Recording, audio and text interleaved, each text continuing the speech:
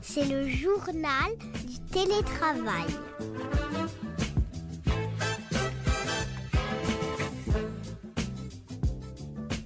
Bonjour, bienvenue dans le podcast Le journal du télétravail. Alors cette fois-ci, c'est un épisode spécial puisqu'il est dédié à ma chronique. Je m'appelle Cécile Dejoux, je suis professeure des universités au CNAM et affiliée à l'ESCP Business School.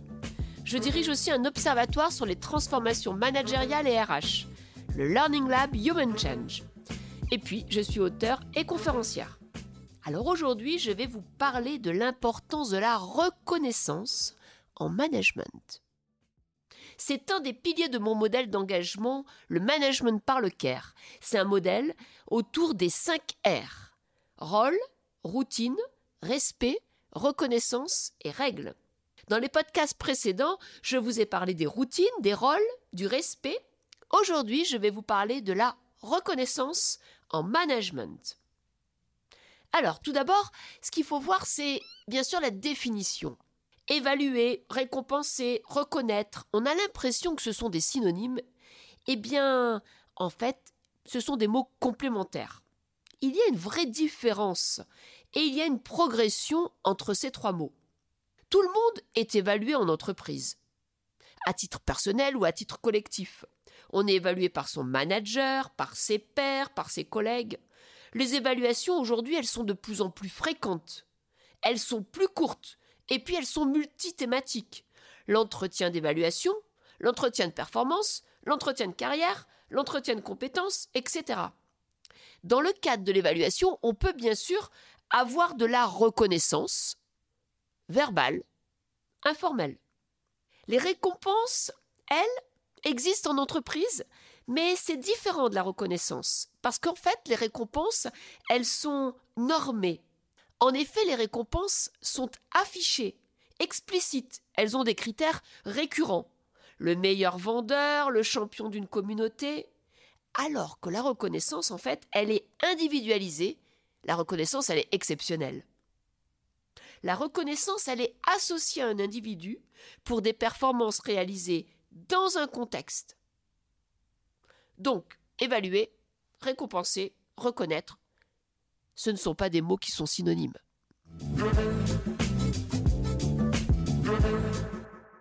Alors, je voudrais vous parler de plusieurs points d'attention. Premier point d'attention. Avec les méthodes d'intelligence collective, la reconnaissance est passée d'une reconnaissance individuelle à une reconnaissance collective. Or, dans un groupe, pour que le collaborateur reste engagé, qu'il reste créatif, les recherches ont montré qu'il était important que sa participation au groupe soit reconnue à titre individuel. Oui, un collaborateur qui n'est pas reconnu dans sa contribution au collectif, soit il arrête de contribuer, soit il va quitter le groupe. Donc le conseil, mon conseil aux managers et aux RH, c'est surtout équilibrer vos outils de reconnaissance pour que les reconnaissances individuelles soient à l'égal des reconnaissances collectives. Deuxième point d'attention. La reconnaissance, souvent, elle prend appui sur des indicateurs, des livrables. Or, il ne faut pas oublier de reconnaître l'informel, l'initiative. Plus il y a de télétravail, plus il faut reconnaître l'informel. Parce que l'informel, c'est une régulation autonome qui repose sur le don, le contre-don. L'informel, c'est ce qui permet la convivialité. Le partage d'un repas, le partage d'un café. L'informel, c'est vraiment une position professionnelle qui capte des signaux, qui capte des éléments qui ne pourraient pas être captés ailleurs. Donc, l'informel, c'est aussi un actif à reconnaître. Donc, mon conseil aux managers et aux RH, c'est qu'il faut reconnaître avec des indicateurs, avec des livrables, mais qu'il faut aussi reconnaître l'initiative, le comportement, l'état d'esprit et l'informel. Autre point d'attention, on mesure souvent les résultats quand on fait de la reconnaissance. Eh bien, il va falloir évoluer et faire comme Microsoft, passer à la culture de l'impact. Quand on fait de la reconnaissance de l'informel, on ne peut plus être sur l'indicateur. Il faut être sur l'impact. Et l'impact, c'est quoi? C'est comment j'utilise ce que les autres ont créé et comment je crée quelque chose qui peut être utilisé par d'autres. Quatrième point d'attention, les entreprises performantes, elles valorisent toute la reconnaissance. Et c'est une grande étude au niveau international qui a été faite par Great Place to Work avec un indice, un index de la reconnaissance auprès de 1,7 million de personnes dans les entreprises entre 2018 et 2020. Et cette étude a posé une question très intéressante. La question est la suivante. Quelle est la chose la plus importante que votre manager ou que votre entreprise fait actuellement et qui vous amènerait à produire un excellent travail? Alors, les réponses sont très intéressantes.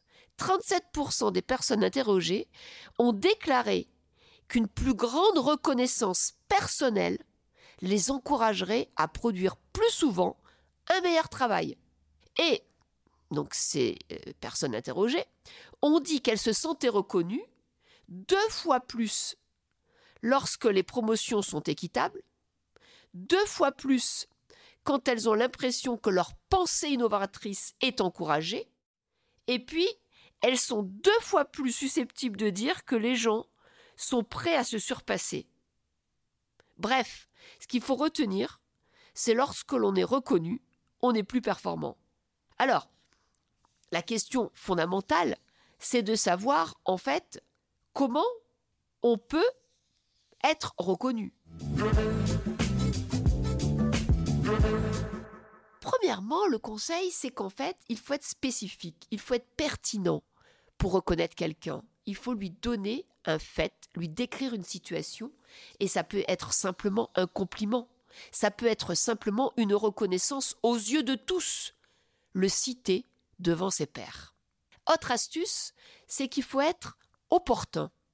Ça veut dire quoi? Ça veut dire qu'il faut reconnaître dans le bon timing, dans le bon tempo. Et puis la reconnaissance, elle peut être sous de nombreuses formes et tailles. Ça peut être un clin d'œil, ça peut être porter un café qui est vraiment apprécié par la personne, ça peut être simplement lui proposer de l'aider si elle a trop de travail. C'est pas simplement une prime ou une augmentation, non. Ça peut être un cadeau informel mais personnalisé. En fait, on reconnaît quand on fait des petits gestes qui font du bien.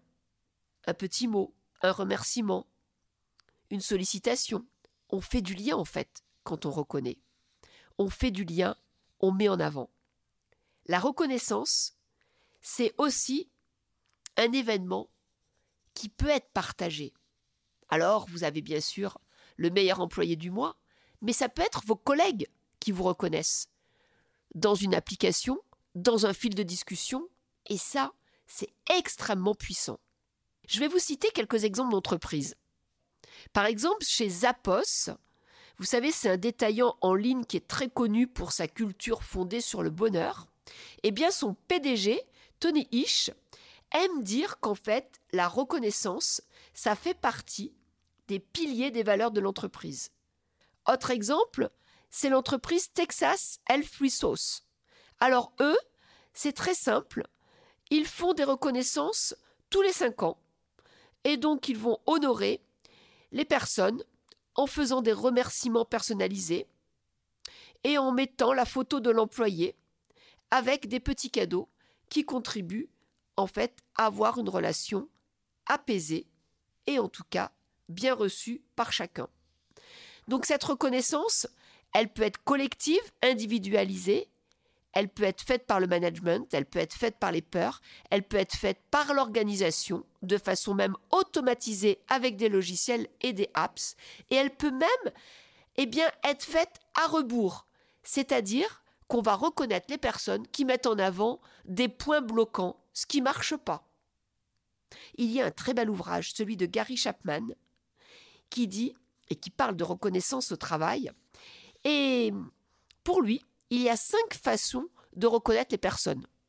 Des mots, de leur donner du temps qualitatif, de leur donner des cadeaux, même de faire des gestes physiques, et puis des actes de service qui sont plus institutionnels. Par exemple, on souhaite l'anniversaire à chacun de façon automatisée. Voilà tout ce qu'on pouvait proposer sur la reconnaissance. C'est un moment important pour chacun, c'est un moment important de la stratégie, c'est aussi un acte managérial. Donc reconnaître les efforts de chacun, reconnaître le collectif et savoir se reconnaître aussi soi-même dans son effort au travail, c'est important.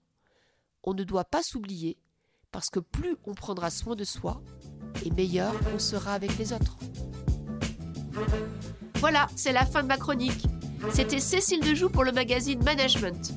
Alors si vous voulez donner un petit coup de pouce à ma chronique, vous pouvez bien sûr vous abonner au podcast. Il est sur toutes les plateformes de diffusion, comme Apple Podcast, Spotify, Deezer. Et vous pouvez aussi mettre autant d'étoiles que vous voulez. À bientôt et d'ici là, bon télétravail.